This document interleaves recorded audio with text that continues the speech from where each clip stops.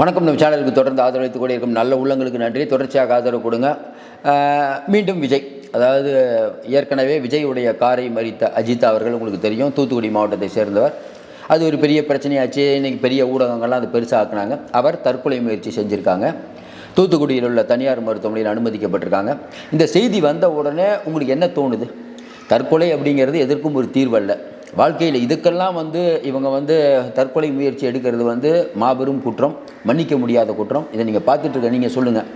இந்த விஷயத்தை வச்சு விஜயை கார்னர் பண்ணணுன்னு நிறைய பேர் கிளம்புறாங்க. அதுதான் ரொம்ப வருத்தமாகுது.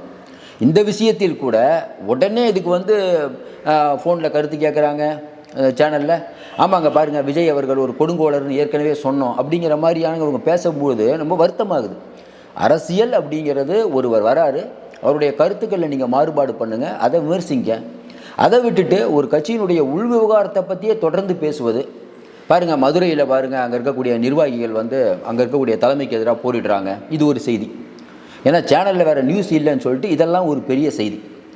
இப்போ அஜித் அவர்களுடைய அந்த தற்கொலை முயற்சிக்கு என்ன காரணம்? ஒன்று, இன்னும் கொஞ்ச நாள் போச்சுன்னா, கொஞ்ச நாளைக்கு முன்னாடி திருத்துறைப்பூண்டியை சேர்ந்த முன்னாள் எம்எல்ஏ ஆடலரசன் திமுக தலைவரை பார்க்க முடியலங்கிறதுக்காக அறிவாலயத்துக்கு முன்னாடி அவருடைய உறுப்பினர் அட்டையை தூக்கி போட்டு, நான் கீழ் ஜாதிங்கிறதுனால என்னை உள்ளே விடல அப்படின்னு சொல்லி அது வீடியோ எவ்வளோ பெரிய வைரல் ஆச்சுன்னு தெரியும்.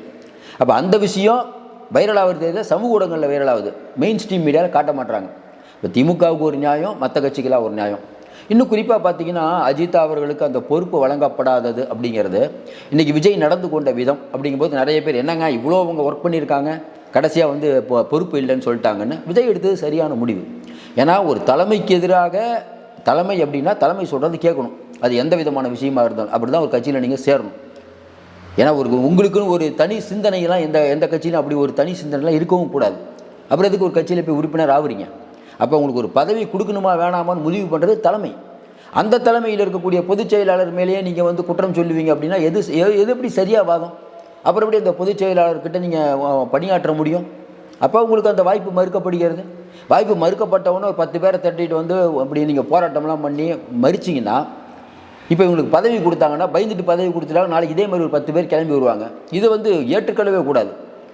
விஜய் அவர்கள் எடுத்து சரியான முடிவு தான் நம்மளை பொறுத்த வரைக்கும். அதையும் தாண்டி இன்னொன்று நம்ம கேட்குறோம், தொடர்ந்து டிவிகேவை ஏன் குறி வச்சு கொண்டிருக்கிறார்கள்? இப்போ சமூக ஊடகங்களில் தற்கொலை முயற்சின்னு சொன்ன உடனே எல்லோரும் கிளம்ப ஆரம்பிச்சிட்டாங்க. நம்ம ஏற்கனவே சொன்ன மாதிரி இன்றைக்கி இருக்கக்கூடிய சூழ்நிலையில் எல்லா கண்களும் விஜயில். இப்போ தனியார் மருத்துவமனையில் அவங்க அனுமதிக்கப்பட்டிருக்காங்கன்னு செய்தி வந்த உடனே பல பேர் பாருங்கள், அவங்க விரக்தியில் இருக்காங்க. இவ்வளோ ஒர்க் பண்ணாங்க, இவ்வளோ செலவு பண்ணாங்க அப்படின்னா நம்ம ஒன்றும் புரியவே இல்லை. இதையும் தாண்டி இந்த விஷயத்தை நம்ம அஜித் அவர்களுடைய அந்த தற்கொலை முயற்சியை உண்மையிலே சொல்கிறோம், இது மனம் வருந்துகிறது. இதை இனிமேல் யாரும் பண்ணக்கூடாது ஒன்று.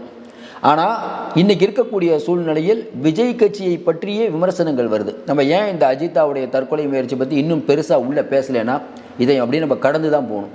இது ஒரு வருத்தகரமான செய்தி, இனிமேல் யாரும் பண்ணக்கூடாது. அதோடு சேர்ந்து அடுத்த விஷயத்துக்கு போயிடணும்னு நான் பார்க்குறேன். இதில் உள்ள நிறைய பேர் நடந்தது என்ன, அவர் மன உளைச்சலில் இருந்தால், ஏற்கனவே கரூர் சம்பவத்தில் இதே மாதிரி தான் நக்கீரன் கோபாலன் எல்லாரும் ஒரு கொடூர மனம் படைத்தவர். இவங்க எப்படி சித்தரிக்கிறாங்க பாருங்கள். இது மக்கள் நம்புவாங்களா யாராவது? இன்றைக்கி பெருந்திரளான மக்கள் கரூர் சம்பவத்துக்கு பிறகு கூட விஜயை போற்றுகிறார்கள்னு அதுக்கு என்ன காரணம்? நீங்களே சொல்லுங்கள், மனசாட்சி தொட்டு சொல்லுங்கள்.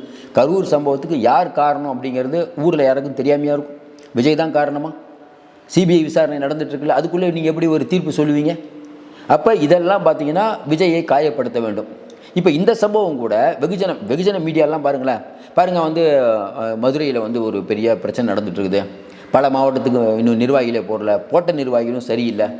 இப்படி தொடர்ந்து இந்த உட்கட்சி பிரச்சனையை இன்னும் பெருசாகக்கூடிய வேலையை இன்றைக்கி திமுக அழகாக பண்ணிகிட்ருக்காங்க. நேற்று விஜய் சொன்னார்ல, அதான் சிஎம்கான பதிலடி. இவர்கள் விஜயை பற்றி மட்டுமே சிந்தித்து கொண்டிருக்கிறார்கள்.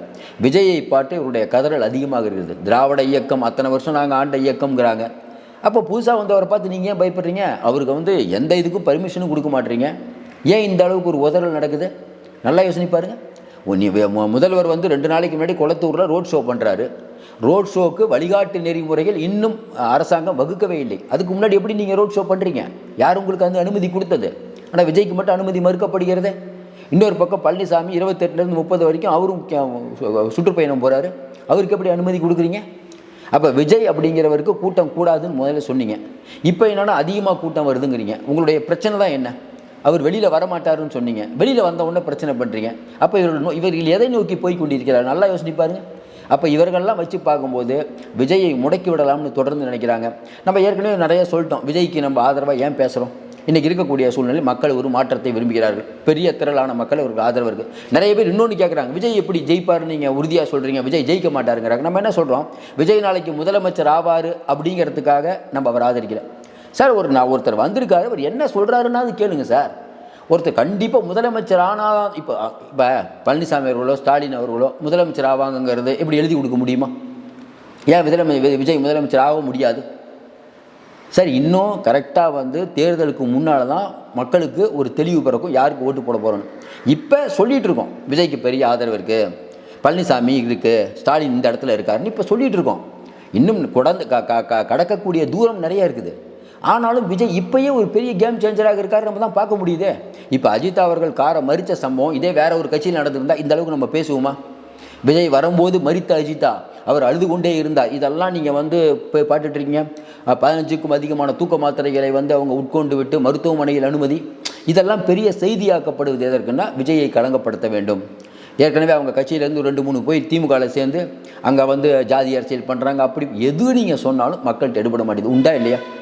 விஜய்க்கு ஆதரவாக பேசக்கூடியவர்கள் ஒரு சிலர் மட்டும்தான் யூடியூப்பில் பேசிகிட்டு இருக்காங்க. நமக்கு தெரிஞ்சு பெரும்பாலானவங்க யாரும் நிலை வைத்தவங்களாக தான் இருப்பாங்க. அவங்க எதுக்காக அப்படி பேசுகிறாங்கிறது ஊருக்கு தெரியும். கிட்னி திருட்டை பற்றியோ 10 லட்சம் கோடி கடன் வாங்கினதை பற்றியோ இங்கே மருமகனுக்கும் இவருக்கும் நடக்கக்கூடிய சண்டையை பற்றியோ இது எதுவுமே பேச மாட்டாங்க.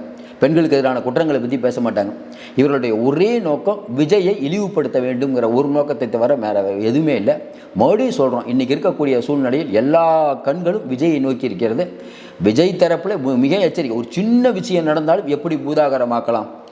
ஏன்னா இன்றைக்கி சோஷியல் மீடியா பெருசாக இருக்கும்போது அலைஞ்சிட்டு இருக்காங்க, விஜய் எப்படி ரொம்ப கேவலப்படுத்தணும்னு சொல்லிட்டு. அந்த வகையில் இந்த விஷயத்தை பெரிதுபடுத்தலாம்னு நினைக்கிறாங்க. இது மக்கள்கிட்ட எடுபடாது. நம்ம ஏற்கனவே சொன்ன மாதிரி இந்த விஷயங்களை பொறுத்த வரைக்கும் அவங்க பண்ணவங்களுக்கும் இது நன்மை பயக்காது. இனிமேல் யாரும் இந்த மாதிரியான விஷயங்களை பண்ணக்கூடாதுன்னு தான் நம்ம நினச்சிட்ருக்கோம். ஏற்கனவே நிறைய விஷயத்தை நம்ம பேசிகிட்டு இருக்கோம். இன்னும் நிறைய பேச வேண்டியது இருக்குது. இந்த வீடியோவில் இதோடு நிறுத்திக்கலான்னு பார்க்குறோம். ஏன்னா இது தற்கொலை சம்மந்தமாக நம்ம பேசுகிறது. இதை விட விஜய் அவர்கள் தரப்பு பல வேலைகளை பண்ணிகிட்டு இருக்காங்க. அடுத்தடுத்து அவங்களுடைய விஷயம்லாம் பார்த்தீங்கன்னா ஓபிஎஸ் டிடிவி சேர போகிறாங்க. சேரலைனாலும் பிரச்சனை இல்லை. இப்போ சேர போகிறாங்க அப்படிங்கிற ஒரு பர்செப்ஷன் வரும்போது என்ன காரணம்? என்டிஏ கூட்டணி பலமாகி விட்டதுன்னு சொல்லிட்டு இருக்கும்போது என்டிஏ கூட்டணிலேருந்து 2 பேர் இந்த பக்கம் பேசிகிட்டு இருக்காங்க அப்படிங்கிற தகவல் இன்றைக்கி எது எப்படி இருந்தாலும் விஜய்க்கு ஒரு பெரிய நன்மை தானே. ஐயா ஓபிஎஸ் சேரலை கூட போங்க, சேர்றாங்கன்னு பேசுகிறாங்கன்னு என்ன அர்த்தம்? ஒரு முன்னாள் முதல்வராக இருக்கக்கூடியவர் விஜய்கிட்ட பேசிகிட்டு இருக்காரு. ஏன்னா அவங்க கட்சிக்காரங்களே சொல்கிறாங்க விஜய் பக்கம் போகணுன்னு. டிடிவி சொல்கிறாரு விஜய் தலைமையில் ஒரு பலமான கூட்டணி அமையும்னு. இப்போ டிடிவி ஓபிஎஸ் இவரெல்லாம் அனுபவசாலிகள் தானே. நீங்கள் தானே சொல்கிறீங்க அனுபவமே இல்லைன்னு. அனுபவசாலிகள் பல பேர் இங்கே வர ட்ரை பண்ணிகிட்டு இருக்காங்களே. இதற்கெல்லாம் என்ன காரணம்? அதாவது சொல்லுவாங்கள்ல, இனிப்பு இருக்க இடத்துல தான் தேனீக்கள் வரும் அப்படிங்கிற மாதிரி இன்றைக்கி நல்லா எல்லாருக்கும் தெரியுது. அடுத்து நம்ம பவருக்கு வரணும்னா விஜய் பக்கம் சீக்கிரம் வரணும், சீக்கிரம் போய் இடம் பிடிக்கணும்னு நினைக்கிறாங்க. அங்கே ஃபில்டர் பண்ணி தான் ஏற்றிட்டு இருக்காங்க. ஒருவர் சேரும்போது அவர் யார் என்னங்கிறத தெரிஞ்சு தான் பண்ணிட்டு உள்ளே அனுப்புகிறாங்க. நமக்கு தெரிஞ்சது ஒரு நல்ல முடிவு தான். ஏன்னா இன்றைக்கி திமுக பல ஸ்பையெல்லாம் வச்சுருப்பாங்க. அப்படிங்கும்போது விஜய் ஒரு நிதானமாக முடிவெடுத்து கொண்டிருக்கிறார்னே சொல்லலாம். தொடர்ந்து நம்ம நிறைய அண்மை தகவலை தந்துட்டு இருக்கோம். தொடர்ந்து ஆதரவு கொடுங்கள். மீண்டும் சந்திப்போம். நன்றி, வணக்கம்.